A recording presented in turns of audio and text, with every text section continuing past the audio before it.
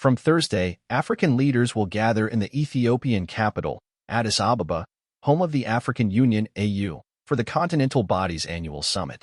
According to AU Commission Chairperson Moussa Faki Mahamat, regional integration and maintaining momentum in addressing issues of peace and security is high on the agenda. But in an ironic twist, the host of the summit has either initiated or been involved in multiple conflicts in the last 3 years. Ethiopia's 2-year civil war with the state of Tigray may have ended in November 2022 after a Pretoria Pact, but federal troops are currently upping drone strikes against rebels known as Fano militia in the state of Amhara, next door to Tigray. This week, the Ethiopian Human Rights Council said at least 45 civilians had been killed by federal troops in Amhara. Within the Horn of Africa, Addis Ababa's relations with neighboring Mogadishu are frosty after Abiy Ahmed's government announced a port deal this January with the autonomous region of Somaliland in return for recognition of its statehood, a development that has immensely angered Somalia. Last month, Mahamat addressed a pre-summit session of the AU's Permanent Representatives Committee, stressing the importance of continent-wide solidarity and unity, citing conflicts in Sudan and Chad. He also called for a humanitarian ceasefire to end the war in Gaza. But there was no mention of Ethiopia. For years, AU officials have refrained from addressing atrocities in their host nation, maintaining a somewhat passive stance, or even supporting it. 2 months after Prime Minister Abiy sent troops into Tigray in 2020, the advent of a war some researchers are now calling the deadliest of the 21st century due to an estimated 600,000 civilian deaths. Mahamat seemingly applauded the deployment, describing it as a bold step to preserve the unity, stability, and respect for the constitutional order of the country. The comments came shortly after the AU dismissed a Tigrayan serving the bloc as a security advisor, acquiescing to a request by Abiy's government that he be fired for disloyalty to the country. Nearly a year later, in a post it deleted and apologized for, the AU's official X account, then Twitter, slammed the United States for urging the warring factions to consider dialogue. "We've documented lots of massacres and worked to inform the outside world about such events," explains Jan Nyssen, a geographer at Ghent University who led its research into the war's casualties. But the reaction of the African Union was very weak. The only African leader to express concern was Rwanda's President Paul Kagame, who had asked the international community to prioritize the Tigray war in early 2021. No scrutiny. Formally established in 2002, the AU's precursor, the Organization for African Unity (OAU), was founded in Addis Ababa in 1963 to lobby for the independence of African states from European colonial powers and economic empowerment. Ethiopia had long been identified as a home for Pan-Africanism, as the only African country to have fended off European colonization militarily. The OAU's founders, Ethiopian Emperor Haile Selassie and Ghana's President Kwame Nkrumah, are widely credited as visionaries for an integrated Africa. And statues commemorating both men are outside the AU's Chinese-built headquarters in Addis Ababa today.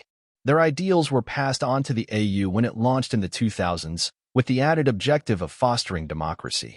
But the body has been frequently criticized for propping up aging dictators, often at the expense of the civil liberties of millions of young Africans. Indeed, Ethiopia, enshrined in African history for its 19th-century battlefield victories over invading Italy, its role in the OAU's establishment, and key diplomatic influence on the continent, has rarely come under scrutiny of any kind from the AU. This, despite a history of domestic turmoil, for example mass arrests of street hawkers and the homeless in Addis Ababa, to keep out of view of visiting dignitaries and release after their departure, has gone unnoticed. In the hotly contested 2005 elections, then Ethiopian Prime Minister Meles Zenawi declared victory for his Ethiopian People's Revolutionary Democratic Front (EPRDF) party amid opposition complaints of vote rigging. Despite allegations of fraud and killings of opposition demonstrators, AU observers declared the election results valid, much to the chagrin of observers from the European Union and human rights researchers. In 2016, following a year of anti-government demonstrations and police killings of hundreds of unarmed protesters in the Oromia and Amhara regions, home to 2/3 of the country's 119 million people, the then AU chairperson Nkosazana Dlamini Zuma issued a muted call for restraint while shying away from condemning the violence. Strategic alignment. Indeed, Ethiopia has often gotten a pass from the international community despite several human rights violations and questionable foreign policies. In the post-9/11 counterinsurgency era, Ethiopia gained influence as a strategic partner to the U.S., and some analysts say that may have contributed to a reluctance within and outside the continent to confront Addis Ababa on domestic matters. It was one of only 2 African countries to support U.S. President George W. Bush's 2003 invasion of Iraq. The U.S. returned the favor a few years later, offering air support for Ethiopia's 2006 military incursion into neighboring Somalia to eliminate fighters of the Islamic Courts Union. Reports of war crimes by Ethiopian troops in Somalia resulted in no diplomatic repercussions. Instead, within a few years, the U.S. was operating a drone base from Ethiopia for counterinsurgency operations against Somalia-based al-Qaeda affiliate al-Shabaab in 2013. Reports emerged that the United Kingdom was funding an Ethiopian paramilitary force, despite its implication in war crimes in Ethiopia's Somali region. In 2015, U.S. President Barack Obama visited the country and praised its democratic process, which helped the governing party win 100% of contested seats in elections marred by irregularities that year. Proximity to China enhanced Ethiopia's infrastructural development and led to its emergence as one of the world's fastest-growing economies. Its strategic alignment with the West on security issues, and its status as a leading contributor of troops to UN peacekeeping missions also helped Addis Ababa carve a reputation as a trusted regional power. Emboldened, Ethiopia could seemingly do no wrong even as Eritrea, its main foe since a bitter border war between them from 1998 to 2000, became a pariah state. The fact that Ethiopia has a legacy of training and supporting African liberation movements may also explain the reticence, says author and researcher Mahamat Karomer, a controversial mediator. Even the AU's late efforts in mediation in the Tigray conflict are mired in controversy.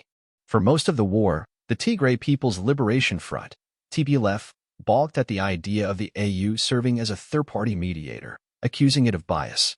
Critics also questioned the impartiality of the AU's appointed chief mediator, former Nigerian President Olusegun Obasanjo.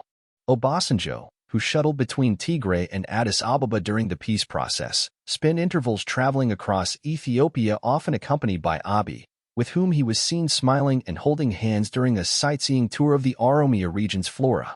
But by September 2022, following battlefield reversals, the TPLF begrudgingly agreed to AU-led peace talks.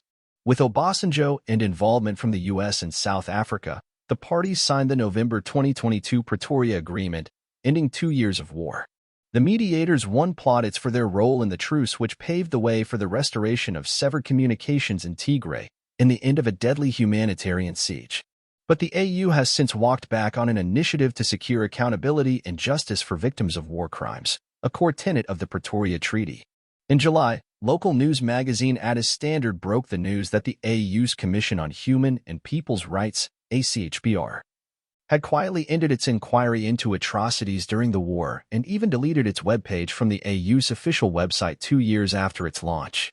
The peace agreement was cited as the official reason for the inquiry's termination.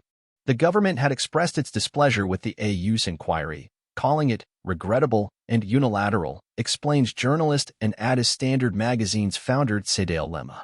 It was a sign that whatever the Tigray inquiry was planning to achieve would be unwelcome by the African Union's host state. The ACHPR never made a single report of the outcome public, if it had any, she added. Nor is there any public record of them making a trip to the then-besieged Tigray region. Despite 5 years of war in Oromia and 6 months of it in Amhara, and egregious conflict-related human rights violations in its backyard, I'm yet to see the AU's Peace and Security Council convene a single meeting to discuss helping Ethiopia end either conflict.